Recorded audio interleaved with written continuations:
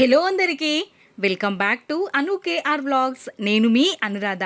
ఈ రోజటి రెసిపీ వచ్చేసి నేను ఈ వీడియోలో 2 రెసిపీలని చూపించబోతున్నాను.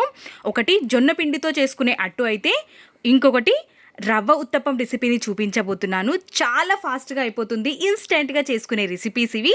ఎలా చేయాలో ప్రాసెస్లోకి వెళ్ళిపోదాం. ముందుగా ఒక మిక్సింగ్ బౌల్ని తీసుకొని అందులోకి 1 కప్పు వరకు జొన్న పిండిని,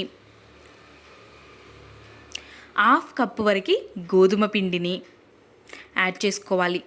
పుల్లటి పెరుగుని ఒక 2 టేబుల్ స్పూన్స్ వరకు తీసుకోవాలి. మీ దగ్గర పుల్లటి పెరుగు లేనట్టయితే కమ్మటి పెరుగునైనా సరే యాడ్ చేసుకొని ఒక 1/2 చెక్క నిమ్మరసాన్ని పిండుకోండి, సరిపోతుంది. ఇప్పుడు ఇందులోకి మనం 3 కప్పుల వరకు వాటర్ని యాడ్ చేయాలి. ఒకేసారి కాకుండా ఇలా 1 కప్పు వాటర్ని యాడ్ చేసుకొని విస్కర్తో మంచిగా మిక్స్ చేసుకోవాలి. పెరుగు పిండిలోకి కలిసేంత వరకు మంచిగా మిక్స్ చేసేసుకొని ఇంకొక 2 కప్పుల వాటర్ని ఇప్పుడు యాడ్ చేసుకోవాలి. కొంచెం లూజ్గానే ఉండాలి పిండి అనేది. మొత్తం 3 కప్పుల వాటర్ అనేవి ఇక్కడ మనకి పడతాయి. మంచిగా విస్కర్తో మిక్స్ చేసుకోవాలి.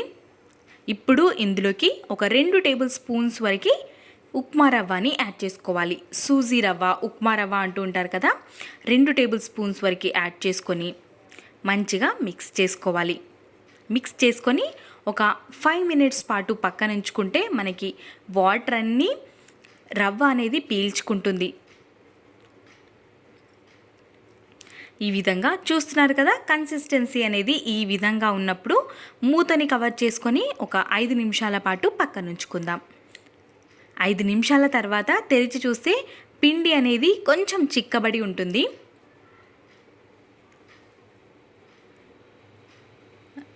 ఈ కన్సిస్టెన్సీలో పిండి ఉన్నప్పుడు ఇప్పుడు ఇందులోకి ఒక 1/2 కప్పు వరకు బీన్స్ని వీలైనంత సన్నగా తరుక్కొని తీసుకోవాలి. ఉల్లిపాయ తరుగు, క్యారెట్, ఆలూని తురుముకొని తీసుకోవాలి. ఒక రెబ్బ వరకు కరివేపాకుని, ఒక 2 పచ్చిమిర్చిని, 1/2 టేబుల్ స్పూన్ వరకు పసుపు, రుచికి సరిపడ ఉప్పు, వీటన్నిటిని యాడ్ చేసుకొని మంచిగా మిక్స్ అయ్యేంత వరకు కలుపుకోవాలి.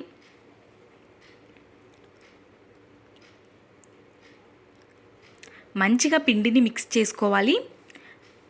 మన దగ్గర ఏ వెజిటేబుల్స్ ఉన్నా ఆ వెజిటేబుల్స్ని మనం యాడ్ చేసుకోవచ్చు, కానీ చాలా చాలా సన్నగా తరుక్కొని తీసుకోవాలి. వేగడానికి టైం పట్టేవి వేయకూడదు, తొందరగా వేగిపోయేవి మాత్రమే వేయాలి. బీన్స్ కూడా లేతగా ఉండే బీన్స్ అయితేనే మనకి తొందరగా వేగుతాయి. ఈ విధంగా కలుపుకోవాలి పిండిని. కన్సిస్టెన్సీ అనేది ఇక్కడ చూస్తున్నారు కదా, ఈ విధంగా ఉండాలి.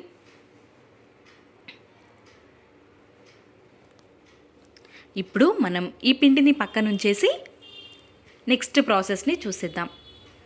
ఒక ప్యాన్ని స్టవ్ పైకి పెట్టేసుకొని ఒక 2 టేబుల్ స్పూన్స్ వరకు ఆయిల్ని యాడ్ చేసుకొని అట్టులాగా వేసేసుకోవడమే. మరీ పల్చగా కాకుండా ఈ విధంగా వేసేసుకొని పైనుంచి నువ్వులని యాడ్ చేసుకోవాలి. చూడడానికి తినడానికి చాలా టేస్టీగా ఉంటాయి. మూతని కవర్ చేసుకొని మీడియం ఫ్లేమ్లో పెట్టుకొని వేయించుకోవాలి.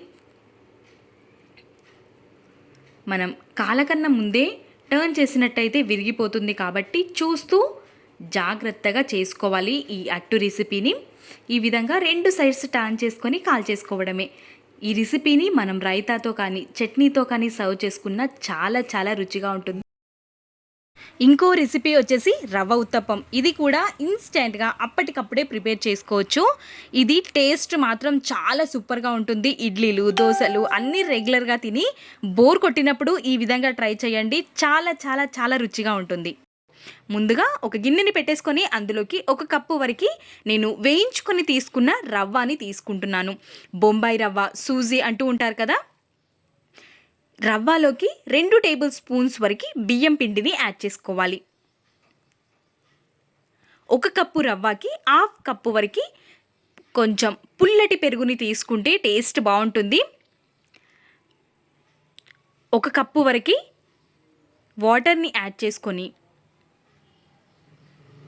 మొత్తం మిక్స్ చేసుకోవాలి. రవ్వ వాటర్ మొత్తాన్ని పీల్చుకునేంత వరకు పక్కన ఉంచుకోవాలి. ఒక 10 నిమిషాలైనా పక్కన ఉంచుకుంటే మనకి రవ్వ అనేది వాటర్ని పీల్చుకొని సాఫ్ట్గా అవుతుంది కాబట్టి ఒక 10 నిమిషాల పాటు పక్కన ఉంచుకోండి. ఇప్పుడు ఒక చిన్న గిన్నెని తీసుకొని అందులోకి 1 కప్పు వరకు క్యారెట్ తురుముని, 1 కప్పు వరకు సన్నగా తరుక్కున్న ఉల్లిపాయ తరుగుని, 3-4 పచ్చిమిర్చిని కూడా కట్ చేసుకొని తీసుకోవాలి. కొత్తిమీర తరుగుని కూడా యాడ్ చేసుకొని ముందుగా వీటన్నిటిని మిక్స్ చేసుకోవాలి. మిక్స్ చేసుకొని కొంచెం పులుపుదనం వేస్తే చాలా టేస్టీగా ఉంటుంది కాబట్టి ఒక నిమ్మకాయలో నుంచి హాఫ్ చెక్క మనం ఇందులోకి పిండేసుకుందాం. చాలా టేస్టీగా ఉంటుంది. మనం ఉత్తప్పం పైన వేసుకొని తింటే హెల్తీగా కూడా ఉంటుంది కాబట్టి ఈ విధంగా ఒక హాఫ్ చెక్క నిమ్మరసాన్ని పిండేసుకొని పక్కన ఉంచుకోవాలి. ఆలోపు మనకి రవ్వ కూడా బాగా మెత్తగా అయిపోయి ఉంటుంది. మూతని ఓపెన్ చేసి చూస్తే ఈ విధంగా కొంచెం సాఫ్ట్గా అయిపోయింది కాబట్టి ఇప్పుడు మనం దీన్ని ఇంకొకసారి మంచిగా కలిపేసుకోవాలి. రుచికి సరిపడా ఉప్పుని యాడ్ చేసుకోవాలి. 1/2 టేబుల్ స్పూన్ వరకు వంట సోడాని యాడ్ చేసుకోవాలి. ఒక 2 టేబుల్ స్పూన్స్ వరకు నిమ్మరసాన్ని కూడా యాడ్ చేసుకోవాలి. మనకి పుల్లటి పెరుగు తీసుకున్నట్టయితే ఈ విధంగా మనం ఒక సగం చెక్క వరకు నిమ్మరసాన్ని యాడ్ చేసుకోవడం వల్ల పర్ఫెక్ట్గా సరిపోతుంది. మనకి దోశలు అనేవి ఫ్లఫీగా వస్తాయి. ఈ విధంగా కలిపి పక్కన ఉంచుకోవాలి. పిండి కన్సిస్టెన్సీ అనేది లూజ్గా కాకుండా మరి గట్టిగా కాకుండా ఈ విధంగా ఉండాలి. ఇప్పుడు స్టవ్ పైకి మనం దోశ ప్యాన్ని పెట్టేసుకొని 1 స్పూన్ వరకు ఆయిల్ని వేసుకొని స్ప్రెడ్ చేసుకోవాలి టిష్యూతో. వేడి పెనం పైకి 2 గరిటెల వరకు మనం పిండిని యాడ్ చేసుకోవాలి. మరీ పల్చగా కాకుండా ఈ విధంగా వేసేసుకొని ఈ దోశపైకి మనం మిక్స్ పెట్టుకున్నాం కదా క్యారెట్ తురుము, ఆనియన్స్, పచ్చిమిర్చి వీటన్నిటిని వేసుకోవాలి. వేసేసుకొని ఒక మూతని కవర్ చేసుకొని కొద్దిసేపు ఉడకనివ్వాలి. మనకి ఈ విధంగా మూతని కవర్ చేసుకొని చేసుకోవడం వల్ల ఫ్లఫీగా అవుతుంది. దోశ అనేది తినడానికి చాలా బాగుంటుంది. వెయిట్ లాస్ అవ్వాలి అనుకునే వాళ్ళకి కూడా బెస్ట్ ఆప్షన్ అని చెప్పాలి ఈ దోశ. ఇప్పుడు 1 స్పూన్ వరకు ఆయిల్ని పైనుంచి వేసుకోవాలి. క్యారెట్ తురుము, ఆనియన్ తరుగు అన్నీ వేసాము కాబట్టి మనకి దోశ నుండి సపరేట్ అవ్వకుండా ఉండాలి అంటే ఈ విధంగా కొంచెం స్పూన్తో ప్రెస్ చేసుకోవాలి. విడిపోకుండా ఉంటుంది. దోశని టర్న్ చేసుకొని కాల్చుకోవడమే. ఇక్కడ సైడ్ ఎక్కువసేపు కాల్చాల్సిన అవసరం లేదు, ఎందుకంటే మనకి తొందరగానే వేగిపోతుంది.